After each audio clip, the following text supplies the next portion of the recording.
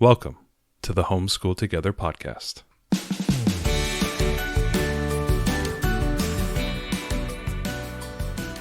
Where one working mom and a stay-at-home dad help you navigate the nuts and bolts of the growing and dynamic world of homeschooling. With a focus on early learners, like me. All the ins and outs of building and maintaining your homeschool life. Homeschool. Find out tips and tricks to make things like this easier. I'm reading. And ultimately, enjoy educating your kids. And what's that last thing? Have fun together. Did I do good, Daddy? Yeah, you did, sweetie. Good job.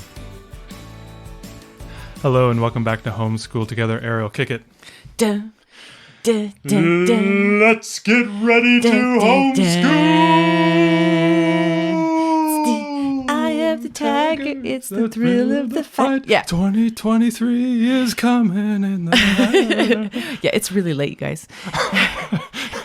It's really late. I'm looking at that waveform on the screen right now, and it is horrific. I'm going to have to fix that one. Yeah, you probably will.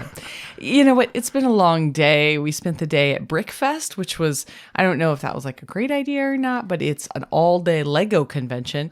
I didn't know such a thing existed. I'm not sure if we'll go back. It was a little bit, so we're a little bit zany tonight, so apologies. Well, I mean, also, it was children playing in essentially Lego mosh pits, so I am eagerly awaiting what diseases have come our way. I just felt like it was a pit of hand, foot, and mouth. I mean, I hope not. I hope not. I tried to sanitize them as much as I could. They come out, we spray them with little hand sanitizer. I was like, germ gel. Put your hands.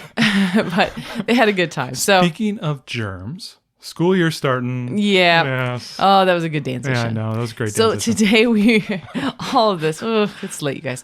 I love how you're all probably listening to this on a Monday morning when you're like fresh, you've got your coffee, what's wrong with and you're these two? listening to these people like late night ramble at you. So I'm sorry.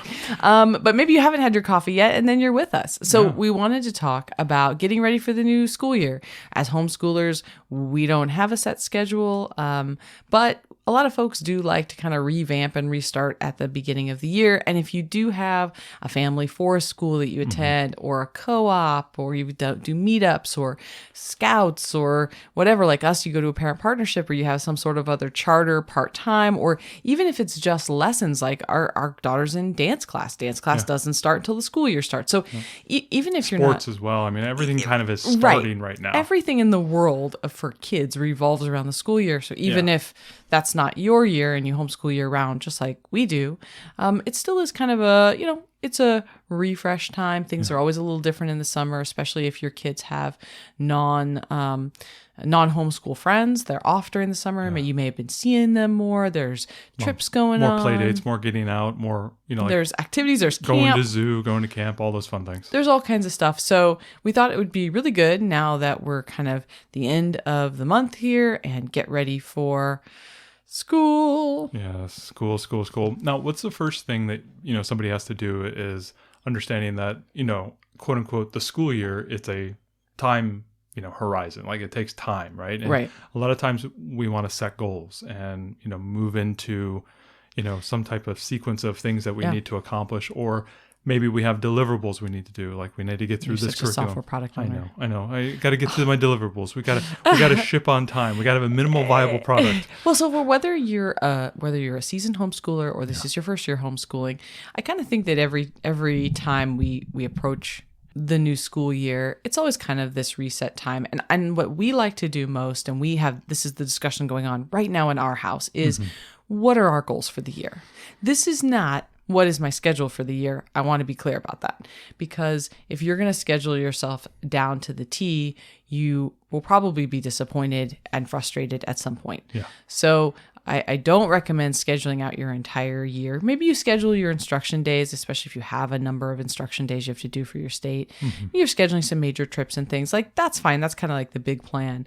But saying like, I'm going to do 42 lessons of math this school year is a really hard thing. If you want that to be your goal, I mean, I think that's awesome, but I would caution, especially new homeschoolers, from doing that kind of thing, because then inevitably you're going to get behind and you're going to get upset. So the idea of setting goals is not setting schedule, but saying like, really, what do you want to accomplish this year? Yeah. Is it that you want to finish that math curriculum, or is it that you want your child to be at a certain level? For us this last year, our main goal of everything we did was that we wanted our daughter to pick up a book and want to read it for fun. And we won. Yeah, she finally did. That was Thank you, Pete the cat. Yeah, that was her only goal. I know. I mean, because we felt like, the rest of it was going to plod along. She was doing okay in the other subjects. We weren't as concerned, but our major overarching goal was that. Yeah. And you can have lots of little goals, but think about what do you really want to accomplish this year? Or what does your learner really want to accomplish? If you've got an older student, what is their goal? We have some friends who their son is working on this really cool wind turbine. Exactly. And his goal is to finish that project by the end of the year. So maybe your learner has a goal. And this is about what do you want your child to learn? What do you want them to be exposed to? Or what do you want to accomplish? Think about it. These are your metrics. They're not set by the state. Yeah, I was wondering about the metrics. How does, we have a lot of experienced homeschoolers listening to this right now, but there are a lot of new ones. And we know because you've joined the Facebook group, or you've messaged Ariel, or you've emailed us, and we know this is your first year, and we're, how do they set these metrics? How do they do that? I think it really depends on what your reasons for homeschooling are and your overall kind of plan, right? If this is a temporary thing, you're going to homeschool for a year and then you're going to jump back into the public school system. Maybe you've got a move going on this year or something, and you're just like, this year's a homeschool year. That's great. You're going to want to then know what the standards are for the school that you're going to be going into, whether that's a Common Core standard or, depending on the subject, there's different state standards. So that's probably going to be where you're at. You want to make sure that your child can go in and drop into that school situation and that they're going to be fine. That can help guide a lot of your decision making. Absolutely it can. What do we need to learn? What do we need to obtain? Are these goals obtainable? Am I shooting for the right target? Or maybe you have gone ahead and pulled your child from public school and you've listened to our deschooling episode and you're like, okay, you're deschooled. You're working through that process. Maybe you've assessed your child and you know that they're a couple grades behind in math or something, and they absolutely hate it. Maybe your goal for the year is that you want to help them catch up at least one grade level, and if not a couple, and you want them to not hate math anymore. Maybe that's your goal. Okay, so this is all totally individual. It's about meeting your kids where they're at and where do you really want them to be by the end of the year. So for our older daughter this year, we're talking about kind of, what's our goal? Our goal this year is to get her out of early reader books, to get her into just very easy beginner chapter books, because that is going to open the floodgates. For our younger daughter, she's going to be jumping into our parent partnership, not this fall, but next fall, because she's only 4. And I think my goal for this year is, writing letters, writing numbers, things of that nature, and getting her prepared for her, ABCs and 1, 2, 3s. My goal for her is really learning to is really working with her on sharing, like playing games with her. We've been doing a lot of that over the summer. A lot of gameplay this summer. Right, because we want her to be, as a 5-year-old, to go into a classroom setting and be able to share. Yeah, exactly. For me, I would really like her to be, not that, I still don't like to share at 40, so I'm not going to judge her all the time. But, in general, that she can play well with other kids, and she's doing pretty well in preschool, so I'm not too worried. But, that's kind of our major goals. So what are your goals for your child? What metrics are meaningful to you? And I think setting goals helps you to make the decisions that going forward, it's hard to make, minor decisions in the moment, like curriculum and like tools and things you may need in your homeschool, if you don't know, what your goals are, right? Like you have to set your goals first before you can step into something. And I think that's true about almost about anything. We have a really great episode that we did, I think last year, I want to say, on SMART goals, and Matt will link it in the show notes if you want to know more about goal setting. But really, you want to make it something that you understand well, so be specific about it. It's got to be something that you can actually attain, and you got to be realistic. Don't set yourself up. And that's why I say with, I'm going to do exactly this many lessons of math and exactly this many lessons of reading or whatever.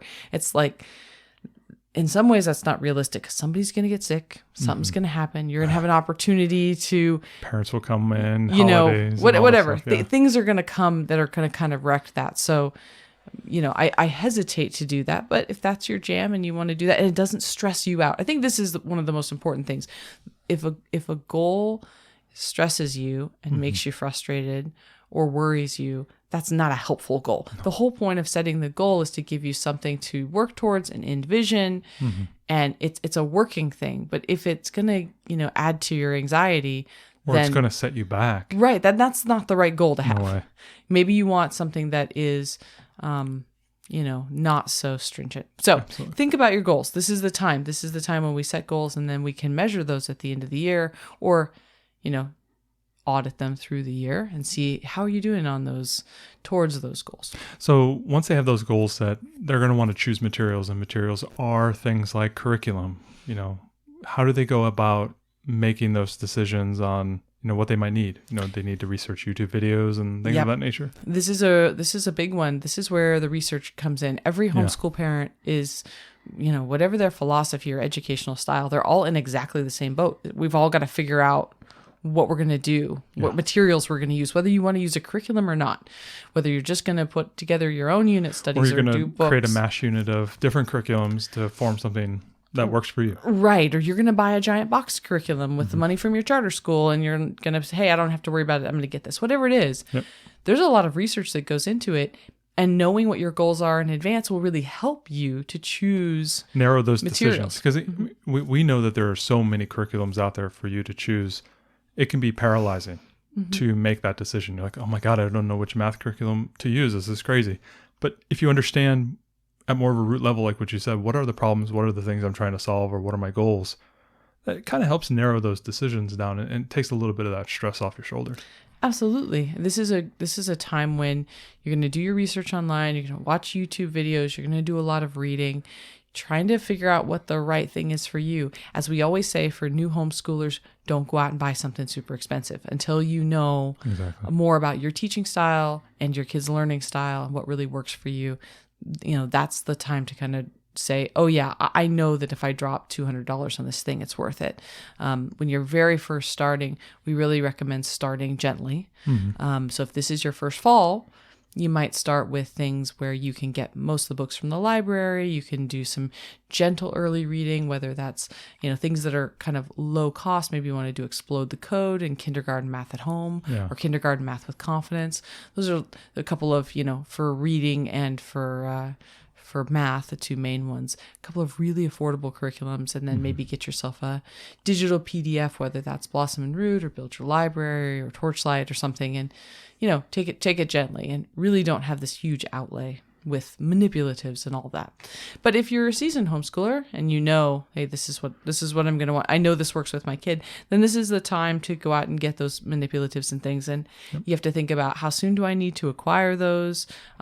What extras am I going to need with it? If the local school starts on September 12th or whatever it might be, do you as a homeschooler have to start on that day? Absolutely not. Right. I mean, it really depends what your plan says. Yeah. So it's all different, right? If you live in some states like New York, where you've got to put a detailed plan together and submit that, then yeah, you might have some dates that you're held to. But in general, no. You can go with when you want to start and what you want to do. But do think about giving yourself enough lead time. We have had some curriculum manufacturers who haven't been able to ship right away, especially at the start of the school year. It gets really busy. So, try to be aware. At the point that this is coming out, we're right in this prime time. So be aware it may take a few extra weeks to And you may materials. need to lean on like digital versions of those curriculums that you can print off in your own home or at the library or whatnot. And that may be how you start the year. Yeah. Don't be surprised if things might, be a little rocky getting things right at the beginning of the year. And if you are doing something that really leverages the library, we love to, if possible, don't start it right in the second or go out of sequence because you're going to find that it could be really difficult to get those books in exactly the timeline that the curriculum will provide. It's surprising. You may think, oh, I'm the only person doing Build Your Library in my county. Nope. There's probably somebody in your county doing it and they just took your book. Yeah. You'd be surprised. We really like going off sequence with that. So you may even say, oh, I'm going to start my math and reading right now, but I'm going to wait 2 months to start the whatever, a literature-based curriculum or something. Swap a month or something like that. Yeah, do something creative like that. And if it doesn't really matter on the order of things, Right. it's okay to do that. Right. Like if you're doing like Build Your Library Zero, you could swap which continent you go to first. It's not Exactly. gonna, usually it's not gonna affect the books. So that's something. And when you're picking curriculum too, really, if you have older learners or you have been homeschooling for a while, make sure you're consulting your learners and what do they love? What do they hate? Sometimes It's a partnership. I mean, It is. that's one of the big differences between, say, a public school or even a private school where it's one teacher to 30 kids or one teacher to 20 kids. Mm-hmm.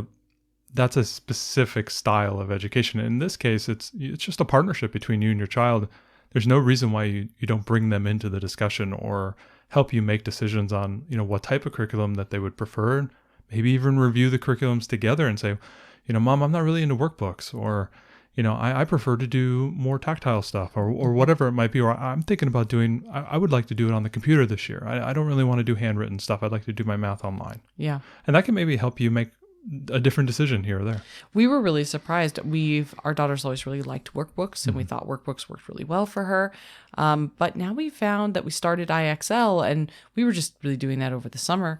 But we asked our daughter, and she was like, "Yeah, I don't want to go back to workbooks, Mom. I really like IXL." Yeah. She's really digging it, and she's doing well at it. So it's kind of, sometimes you think, well, they kind of liked both things, or this has worked in the past, but asking her opinion was, no, I kind of like doing this digitally. So always consult your learners if you can. Helps to get buy-in as well. Yeah. Absolutely. Once they have their goals set and then they've gone ahead and started to pick their materials, planning becomes a big thing, right? How are you going to now start to, eat the elephant in some respect is, you have a whole year laid out ahead of you. You have multiple channels of curriculum that you've got to attack. You may have multiple children that you're supporting. That's a lot. That could be a lot. You got a lot of lanes there that you got to fill. Yeah, this is where scheduling is so important. We have a really great series on daily, weekly, and yearly, daily, weekly, and yearly scheduling, which we'll link in the show notes, that are really good. But this is the point where you want to start setting it out. And I've already started this. I have a weekly plan for ourselves about here's what we're going to be doing kind of every week. And it's really general and big time blocks. And I kind of know the flow of the year. And then we're going to be doing a daily plan shortly. Mm-hmm. And that daily plan is something, if you have a spot in your house, it's great to post that so that your kids, their expectations are managed. They know what to expect, what comes next. Well, especially as they get older and you are, developing more independence for your learners, they are going to start to do some of this work on their own, right? They need to go and do your reading work, go and do your math work.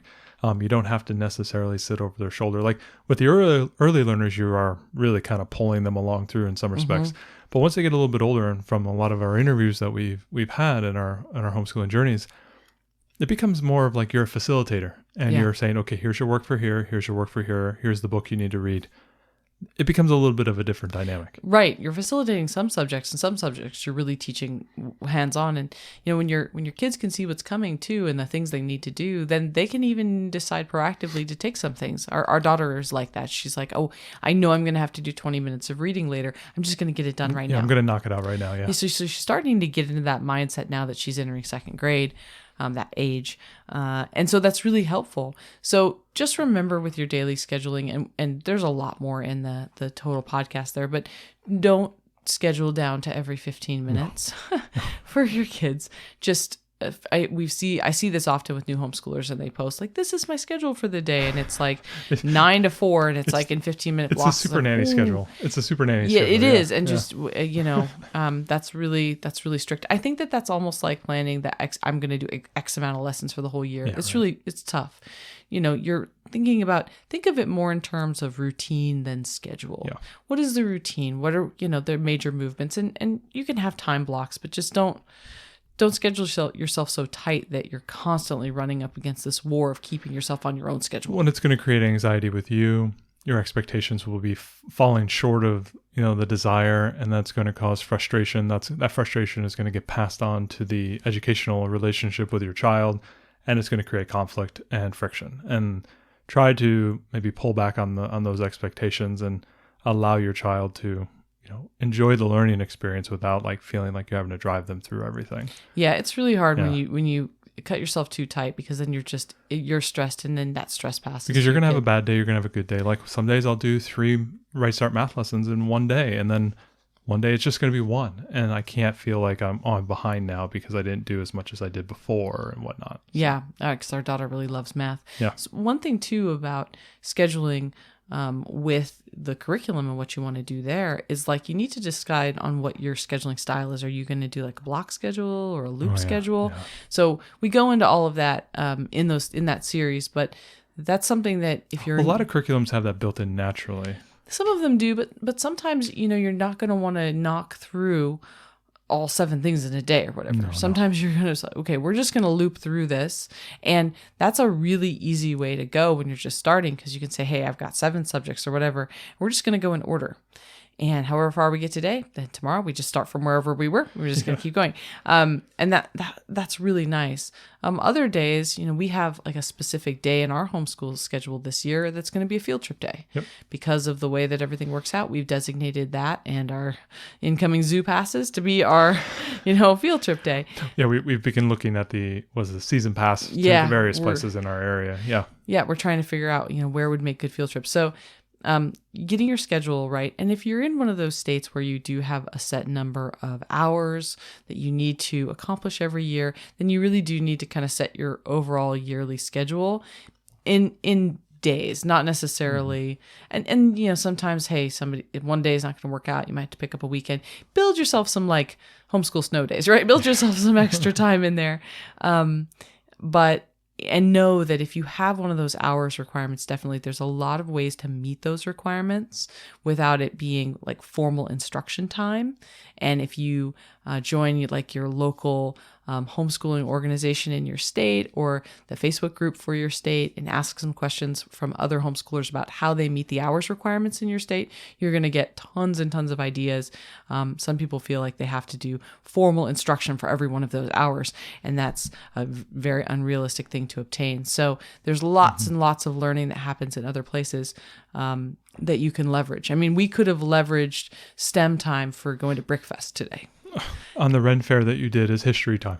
Right. Yeah, you guys literally were watching people bash each other with swords. Well, we learned all about knights and medieval medicine. Yeah, we did a whole like 30-minute thing on medieval medicine. Yep. Yeah, we did a whole bunch of stuff. So, anyways, there's lots of ways to meet that. So don't get locked into that. If you're in one of those states, just contact folks in your state and find out the best way to handle that. Where does running away from a fairy catcher fall? Writing. PE. PE. That was PE. That was PE. So yeah, he was going to get the fairies. He was going to get those fairies. So we've set the goals.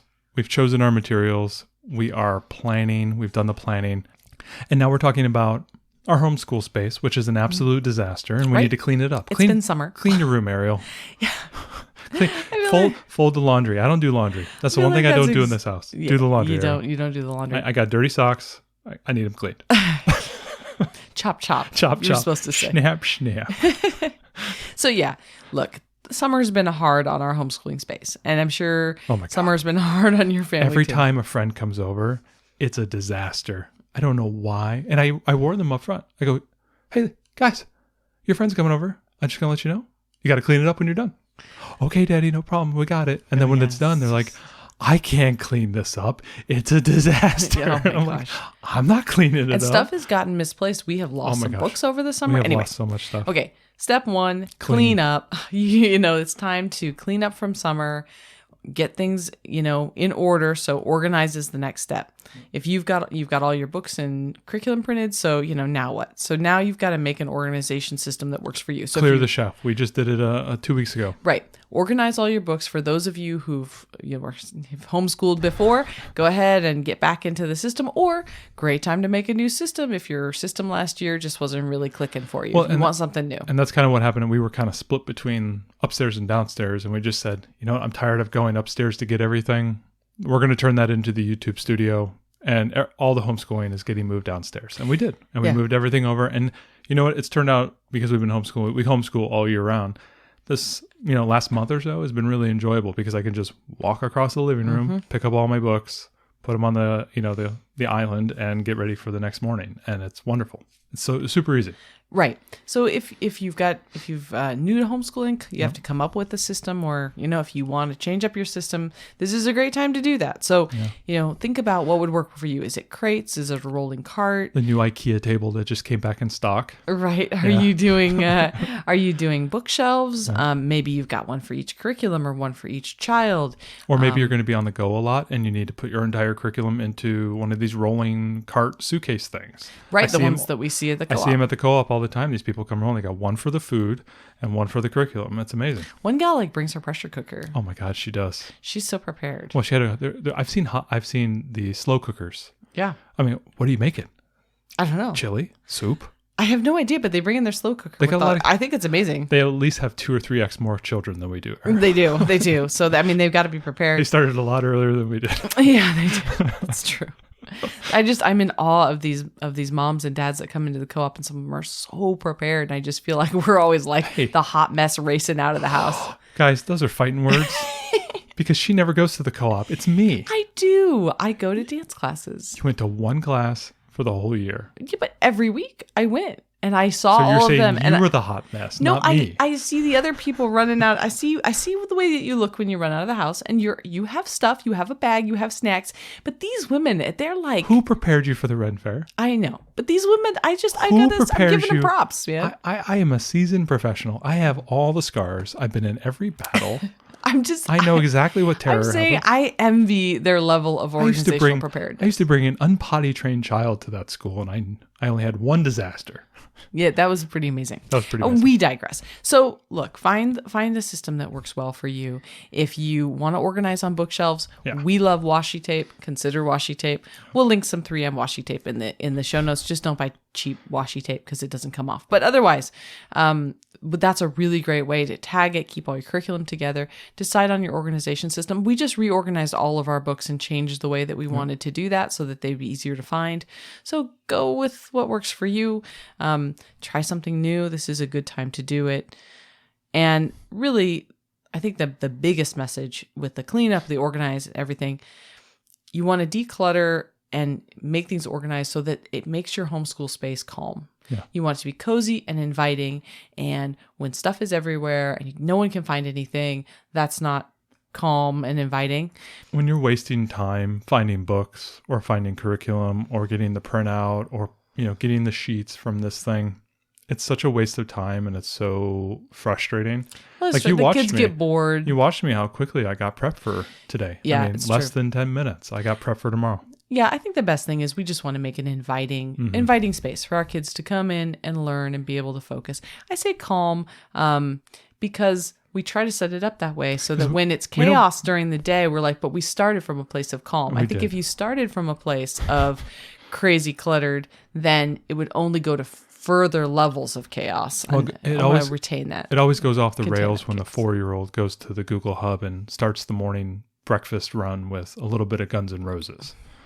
I do love her. I do love her too. I love her a lot. I love her musical choices. So in this theme of getting your homeschool space ready is getting your supplies. This is the time to refresh all the supplies. And it's great because back to school sales are on. So this is an awesome, 2 birds with 1 stone situation. You can take your kids, get them some new pencils and stuff, and get them kind of excited about the back to school experience. And you can refresh all of your stuff. This is the time to check your glue sticks and your markers. And I did that with the markers and the pencil tins. Those have been so helpful. Like putting all the markers in one tin, the markers in the... Yeah, we finally did the bucket or the can thing. Purple bucket thing. Where we put all of the markers in one can and the kids can just grab them. But we weren't able to do that before because the little one was too young. Well, she would let her art spread unnaturally through the house. She did color on her sister's bed a couple weeks ago, so it may have already been premature. She was tired. Yeah, right. You're making excuses. So yeah, this is a great time to refresh, and this is a wonderful time to get into. If you have built an art caddy, I'm going to shout out to another one of our episodes about building an art caddy. Yep. This is the time. You just went through ours. I just went through it, and I kind of pruned it down. You looked and you tossed old paints. Tossed old stuff. I said, dried up markers. I'm not using this. Chuck it. These books have, I have 20 coloring books and they're not touching them. We're giving them the goodwill, and I haven't even drawn it. I'm just paring it down. It's just making it a lot simpler. And now I look up at it and I'm like, oh my gosh, I could take this down and use it. Yeah, it's more useful when it's doesn't look like Mount Vesuvius erupting on the top of our fridge. I think it's a great way to get back in the homeschool mindset. Yep. This is about slowly starting to return to your routine. You don't want to jump into waking up early the first day and schooling on the same day. A couple weeks in advance, if you can, start getting that wake up time, start moving it earlier, and start getting in that solid bedtime routine. This is a real problem for us. This is like we are not good right on the now. Yeah, we are not good on the bedtime routine. No, it's terrible. Especially the summer has really messed with that routine. So it's tough here in the great Pacific Northwest area because it takes a long time for it to get dark. It's like 10 o'clock, and it does. But now it's more like 9:30ish time when it finally gets dark. But I mean, it's tough for a 4-year-old to go to bed and looking through her slatted window and seeing that it's still sunlight outside. It's a challenge. But this is getting everybody kind of ready. Yeah. What we don't want to do is say like go to the fair or something, then come the next day be like school, and get everybody early. Don't do it after a major big event or right after the last vacation of the summer. Yeah. Give yourself a little bit of time and give yourself some time to ramp into the mornings and the evenings in the way that you want that to be, because you just don't want to go from like cut cold turkey, especially these summer nights. Everybody's staying up late. There's sleepovers. There's all kinds of things. And you don't know what's coming up. Like, for example, you're starting your next master's class, and then you're starting your new play, and we're about to get really busy. And then within 5 weeks, I'm going to be having the parent partnership again. It's going to be a madhouse in this house, and so you're right. Like, start to get prepped now. Mm-hmm. Start to do like obviously we don't stop, but I'm starting to ramp up homeschooling to more of our like winter, fall, spring levels. Mm-hmm. Yeah, we homeschool year round, but the summer is very light. It's naturally chaotic, and there's a lot of fun events going on, and a lot of field trips and play dates and trips to grandma's house and things that we don't school to the same level. So even for us year-round homeschoolers, this is kind of getting back into it. And then of course, starting with our sports co-op will begin in a few weeks as well. So it's like, it is really going to amp up here. And I remember this distinctly last year when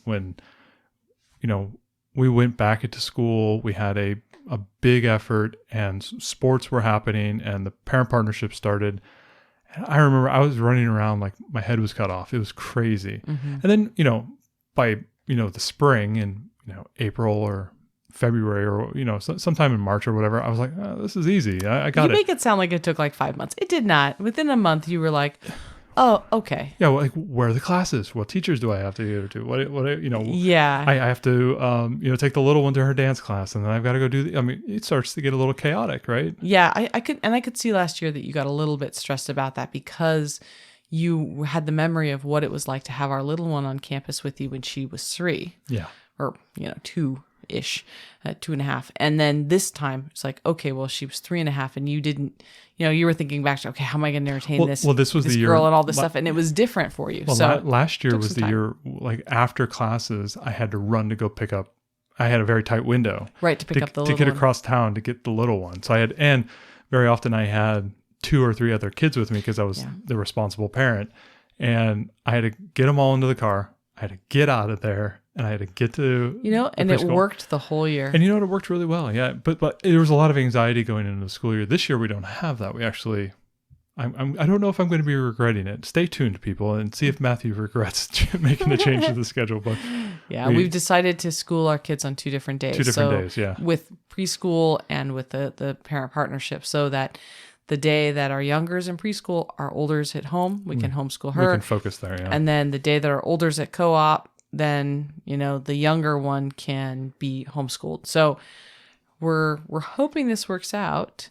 This is the great experiment this year. Yeah, well, we'll see. We'll see how it works. Experiment, but it's going to go well. So that's part of getting into the back to school mindset. And the other thing really is to discuss with your kids what you plan to do this year. We've been talking with our daughter about the things that we want to study and where we're going with ancient civilizations and the science we want to start in the fall and, the different things that we want to do. And that's just giving her a lot of enthusiasm and energy to she's get into the year. She's excited for her new classes, the new sport that she's going to play this year. Right. There's a lot of new things this year, even though, it's a lot of the same thing that she's done the last 2 years. And whatever it is that's going to be new, there's always something new every year, whether it's a new curriculum or, different advancements that they've made. Maybe you're going to learn a new instrument or start a new sport or whatever it is. I think this is the time to talk to our kids about, hey, this is our goals for the year. This is the fun stuff we're going to do this year. We talk to our kids about getting zoo passes. They're all excited. It's that kind of stuff. This is the time to get them excited about the learning that's going to happen and help everybody to get back in the back to school mindset. Are there any tips that you can have for those families, whether they're new or a little bit more experienced, on those first few weeks, few days as they get into their new homeschool year? I think it's great if you have a co-op or a parent partnership or meetups or whatever, or scouts, whatever it is. If you can, Girl Scouts is going to be firing back up here as well. Yeah, it's all coming back. If you can at all get together with your friends from those before you start, that's awesome. Yeah. It's always nice to have a little bit of time to kind of reconnect so that your student feels extra comfortable when they go back into that setting that's like, oh yeah, I just saw that friend a week ago or whatever. Yeah. It doesn't have to be everyone, but if you can pick, one friend involved in everything, every different, thing you're going to do, it just kind of helps lessen that anxiety a little bit of the new and unknown for the year. So that's really great. The other thing that I would say is, we talked a lot about deschooling, but you may have to de-summer. I know we will be. Yes, we will. And that means that the first few weeks, it's going to take a little bit of time for everybody to get back in the groove, you and your kids, and just don't be too hard on yourself or them. I tend to be really hard on our daughter sometimes, and I have to back myself off and be like, okay, wait, she's just 7, just be cool. It's all right. It may take her a little bit of time. So remember that de-summer process might, take a few weeks, maybe a month. Depends how hard you summered. If you summered real hard, it might take you a whole month. It took every summer pretty hard. Still homeschooling through the summer, then, it may not be as hard for you, but just, I think it's a proportionate thing. Like, how many months did you take off of doing no school or having a zany schedule or whatever it was? Yeah, right. Could take you some time. Now, Ariel, I'm thinking about, getting a back to school outfit. I was thinking about the blow up T-Rex. Take my daughter to school on that day. You want to go to the co-op. I would go to the co-op with that and be like, welcome kids, welcome back. You're so silly. We're homeschoolers. Yeah, if you can do something fun, not a giant inflatable T-Rex, but our principal would love it. She would. If you could do something fun to help your kids get back into the school year, maybe it's something special the night before. Maybe they get back to school new outfits, or we always get our kids new backpacks, even though they have no need for a backpack. There's nothing from the co-op. They don't have to take anything with them, but they just love getting new backpacks. So maybe that's something that you do. I got to put the snacks in somewhere, right? Yeah. So maybe you do that, or maybe at the end of your first homeschool week, you plan a special field trip together, or you plan a really fun first day. I mean, don't go overboard. I mean, the idea is not to do something that's so crazy that you're you're trying to establish a routine. So don't muck with that. But I love the idea. Like last year, I think we took the kids out for froyo at the end of their first week of school, just to celebrate, and some way to mark the first week is always nice. We do have, you've seen people take those pictures of I am so-and-so and I'm in this grade, and this is what I want to be when I grow up, and all that stuff. The first day sign. So we have a free first day sign for anyone who would like it. It's on Canva, and Matt will put a link in the show notes for the Gumroad. So you can grab that if you want to. It's just a Canva template. And if you haven't tried Canva yet, it's free. Just grab yourself an account and you can fill in all of your students' information, and then I just print them at FedEx office or UPS store or something. Yeah, they're pretty cheap too, right? The printing? Yeah, they're like $3. I print on 11 by 17, and then the kids can celebrate their first day of homeschool. Well, so, it's been a tradition in the family. We have the pictures. It's pretty much I think it's my screensaver. Let me check real quick. Yeah, it's the first day of school is always my cover of my phone. So that's a really fun thing to do too. Everybody else is getting those first day pictures, and you should too. So absolutely, definitely check that out. It's a really fun chalkboard looking type thing. So we hope that you like that. I can't wait until she's 18 and we're still doing that. Mom is so lame. Gosh. It's funny. We are some friends of ours. We always make them for them every year because she's just not very good with Canva. And she's like, please make it for me. So we do. And her son's going to be 13 now. And he's always loved it. Even when he was like 12, I thought, oh, he's probably going to think this is, silly. But no, he loves the idea. He's like, okay, now I really think this is what I want to do when I grow up. And it's fun to see how it changes. Our 3-year-old last year, she was like, when she was 3, she said, I just want to work with flowers, mommy. And I was like, all right, florist. So that's what it says. It says florist. Should I tell everybody my florist? No, right? We're not doing that. It's a very long joke. It's a great wag the dog joke. It's too long. We're not doing it. I won't do it. So the very last parting piece of advice I would give you in prepping for your new homeschool year is to let it go.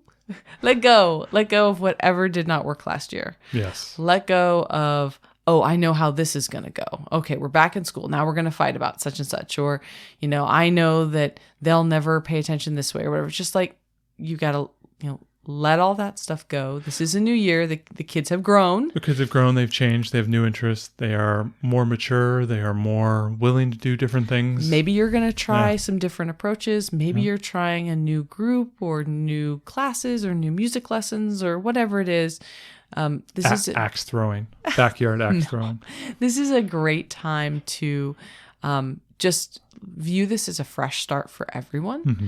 And let that other stuff go and just come into your new year and experience it for what it's going to be. Maybe you will still have some of the same issues you had last year. We still have some of the same issues that we have year after year. But I always like to just kind of say it's going to be a clean slate. Mm-hmm. Let's start fresh. Let's not make any assumptions. And go into it with an open and curious heart and try to just enjoy that journey with our kids. Because I feel like when we come in with curiosity, it's always better, even if sometimes we already knew the answer. Well, and a lot of times we're a better educator. We have the years that we've done it and we've, experienced it in our, back pocket that we can pull techniques and, ways to communicate and ways to educate. And we are not scared of the curriculums and we're not scared of topics. I know the new homeschoolers may be terrified on that day one. And trust me, we've all been there. And that's kind of the funny thing with, any type of thing that you're doing. I know you're sitting there listening to it and saying, Matt, this is the first time I'm homeschooling my kid. I don't know if it's going to work. Am I going to be terrible? And the answer is you're probably not going to be terrible because I was terrible. I had a tough first few days and few weeks. Yeah, it was really rough. And we were all there. And then eventually you get into a groove and you learn your kids' rhythms and you guys work together and you open that lines of communication and you have those successes and those breakthroughs. And then you have a couple steps back a couple months later and you're figuring things out and you're telling your wife, oh my God, this is going terrible. And then all of a sudden it turns around and then we're dealing with something else. It's just the case of, anything that you do. So if you're starting out and this is your first year, no matter how old your students are, you may have a 12-year-old or a 13-year-old, and you're really anxious about teaching a middle schooler. It's okay. You're going to do just fine. Yeah. Approach it slowly, be authentic, communicate with your child, and you will make the best of it. And I'm pretty certain that you're going to have a good year this year. Don't be too scared. It's okay. We've all been there. Yeah. Yep. Absolutely. Absolutely. Thanks so much for joining us today and making us a part of your homeschool journey. Please engage with us on social media. Join our Homeschool Together podcast group on Facebook and find us at Homeschool Together Podcast on Instagram. We'd love to hear your feedback, questions, and recommendations. Until next time. Happy homeschooling!